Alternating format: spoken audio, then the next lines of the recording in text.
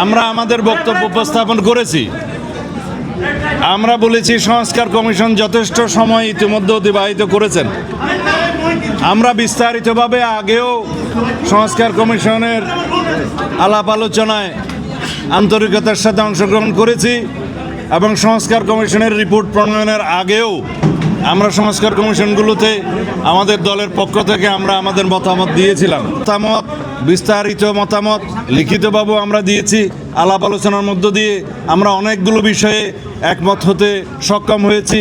কিছু কিছু বিষয়ে লিখিত রিপোর্টে আমরা দ্বিমত থাকলেও আলাপ আলোচনার মধ্য দিয়ে কোথাও কোথাও নীতিগতভাবে একমত, কোথাও আংশিকভাবে একমত এবং কোথাও পূর্ণাঙ্গ একমত হতে পেরেছি। বিভিন্ন বিষয়ে অত্যন্ত গুরুত্বপূর্ণ ইস্যুগুলোতে আমরা প্রায় কাছাকাছি আসতে সক্ষম হয়েছি।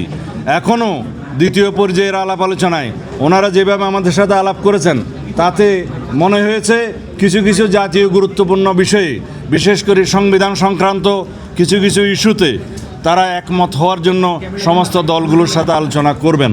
হয়তোবা আমরা জাতীয়ভাবে সব বিষয়ে একমত পোষণ করতে পারবো না, এটাই হচ্ছে বিউটি অফ দ্য ডেমোক্রেসি, কিন্তু আমরা আলাপ আলোচনা করব সেটা আমি এতটা বেশি আশা করতে পারবো না, কারণ বিভিন্ন মতাদর্শে বিশ্বাসী বিভিন্ন রাজনৈতিক দলের বিভিন্ন রকমের বক্তব্য থাকবে, দৃষ্টিভঙ্গি থাকবে, দৃষ্টিকোণ থাকবে। আমরা সেইটাই গ্রহণ করব যেটা এই জাতির জন্য বৃহত্তর স্বার্থ সংরক্ষণ করবে। আমরা গ্রহণ করব যেটা জাতীয় ভিত্তিতে গৃহীত হলে এই জাতির মধ্যে একটা ঐক্য সৃষ্টি হবে। আমরা তাই প্রস্তাব করব যে প্রস্তাবগুলো গৃহীত হলে একটি সুন্দর শক্তিশালী গণতান্ত্রিক রাষ্ট্র হবে।